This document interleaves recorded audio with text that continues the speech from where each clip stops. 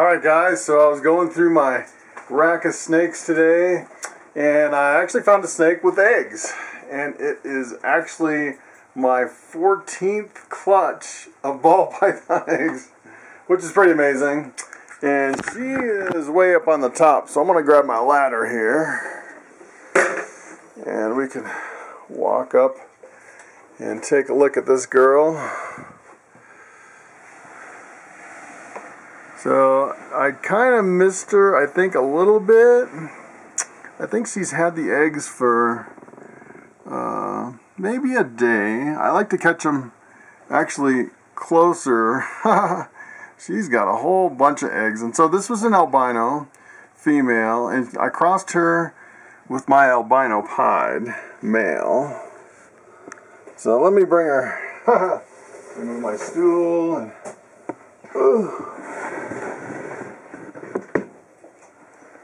I think she's gonna snap at the camera.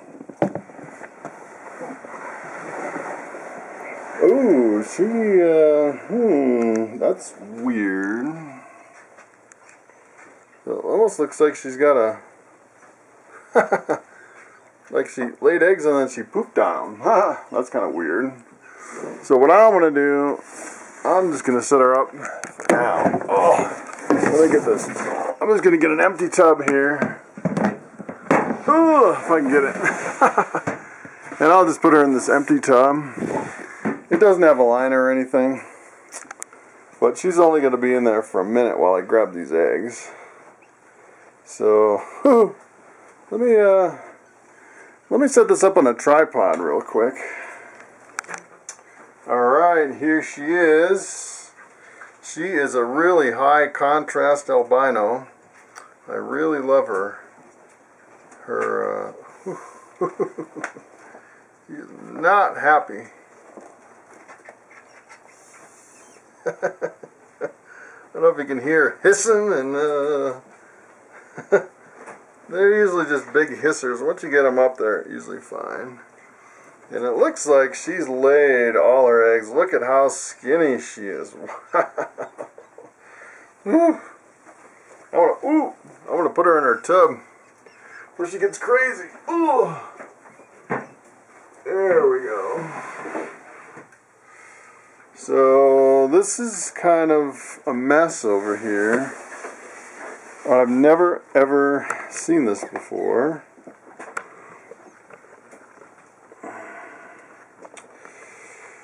And she laid, and then she kind of went to the bathroom on them.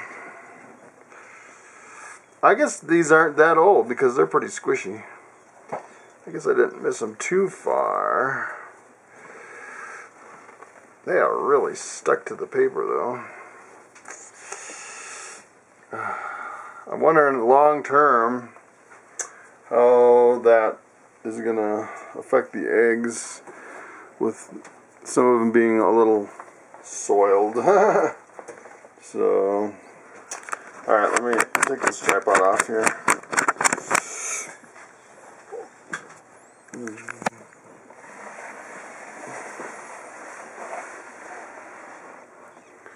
Alright, what I'm going to do for now is I'm just going to move them and get rid of this.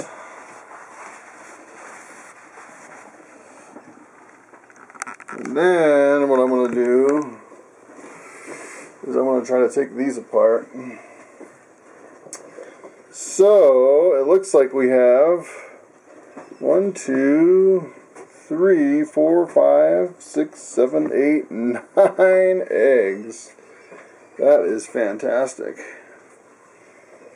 And yeah, I was actually missed these. I was checking on them twice a day, 3 times a day, and then today I kind of got caught up in some other stuff, feeding snakes and whatnot, and I started thinking, oh, I haven't checked these in a day, and usually if it goes a day, they get really, really stuck together. But by the way these look, I would say it hasn't been more than half a day. I really like to catch them early because they're really easy to candle. But these are pretty good. I'm almost tempted to wipe this dirty one off with something. I'm thinking maybe I could use maybe a paper towel with F10, I'm thinking.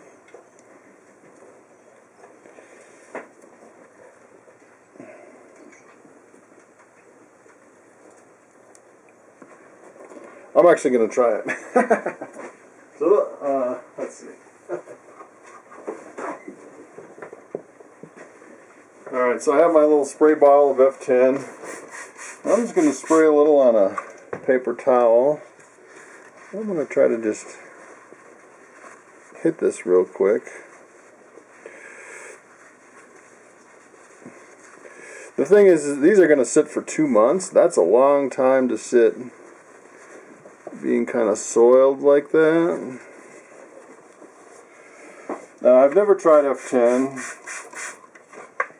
on an egg, but it's kind of, I mean, you basically, it's a reptile safe disinfectant, and you basically can spray it right on, you know, the tubs with the fumes still in there, and you actually vaporize it and put it in with the snake to treat like respiratory infections.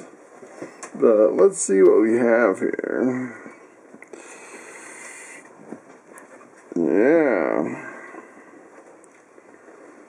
Let's see if you can see all those eggs. That's a lot of eggs. And some of these kind of soiled a little bit.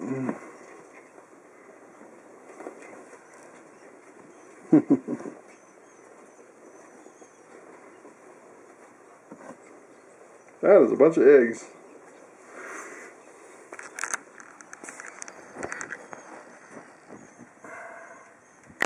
Alright, so the next thing I'm going to do, I actually set up 2 egg boxes, and the way I set these up is I put 200 grams of vermiculite and then 200 grams of water, and I made sure the water was 90 degrees, just kind of so it doesn't chill the eggs right away. So I want to set this up on a tripod and then candle these eggs. Okay, so to candle the eggs, I use my little flashlight, and I'll turn out my main light, and what I'm looking for here is this little ring right on top. You can kind of see it wiggle a little bit. That's the embryo, and they say you have better success if you have the embryo on top during incubation. I've actually heard some people say this one's really hard to tell. I'd say it's right there. That wiggly thing right there. But some people say that if the embryo's on the bottom, it'll drown. But I was reading an article that it said you still get good hatch rate with the embryo on the bottom, just not as good as the embryo on the top. And then I saw another article that said if you have the embryo on the bottom and your eggs hatch, the hatchlings are actually bigger. I thought that was kind of interesting. So I guess if you want bigger snakes, you put the embryo on the bottom, but then you have a lower hatch rate. So I definitely always put the embryo on the top. So this is number 6. There's the embryo right there.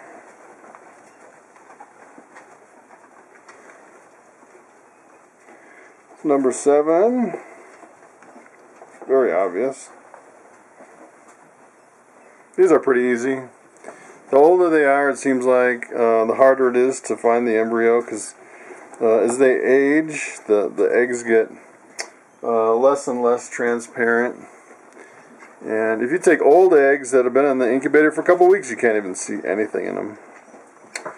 So that's basically 9 right there. Okay, so basically what I do from here is I use this Glad press and seal, and just this basically seals in the humidity, so you don't have to add humidity. And it breathes really good too, so you don't really have to worry about your eggs not having enough air. Even when they hatch, it has enough air in there. So this is pretty much a foolproof, hands-off way to incubate. I've tried some other ways that didn't work as well, but this seems to work pretty well. The only problem I've been having with this occasionally is it seems like sometimes you get a little too much moisture on the top, and I'm thinking it's kind of dripping on the eggs a little bit. But for the most part, it seems like it's working really well. I think so far I've only lost 2 eggs in the incubator, and I'm not sure if it was from the humidity or not. And then what I'll do is I'll just put the tops on, and then I use my label maker and I'll print out some labels. Okay, so this is kind of my setup here. I moved this girl to a clean tub, and I'm going to put her back up in here. Whoa, she's coming out. Whoa, where's she going? Where's she going? Oh,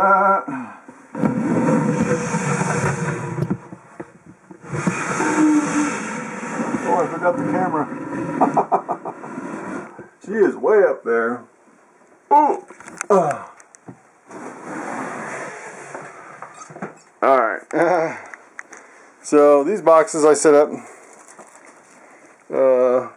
Basically they're laid today, 21st of July, and they'll hatch the 14th of September. I think the first show for the COEPE is September, so this is actually the 55th day, so I don't think it's going to actually make it to the show. So I don't think we'll have any albinos from this clutch, at least, at the show.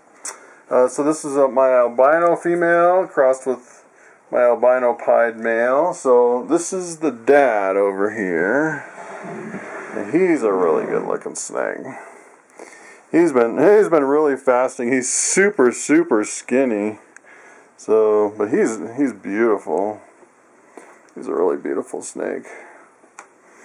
So actually we'll get all albinos, and they'll all be het pied from that clutch, and it'll be all high contrast albinos. So that'll be kind of neat. So I'm going to go ahead and put these in my incubator. So this is where I put my 2 egg boxes from that clutch. And this is my, I have what, 4, 5, 6, 7. So now I have 9. 9 boxes of eggs in there. And so the total eggs laid so far this year, with all the stuff, including what's hatched and everything, it's 114 eggs, believe it or not. Not all the eggs were good. And I think I had 1 hatchling die.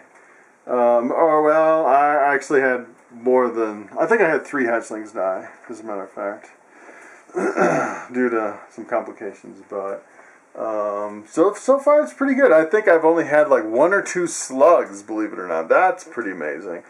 And when I was breeding, I was really diligent to move the males Monday through Friday.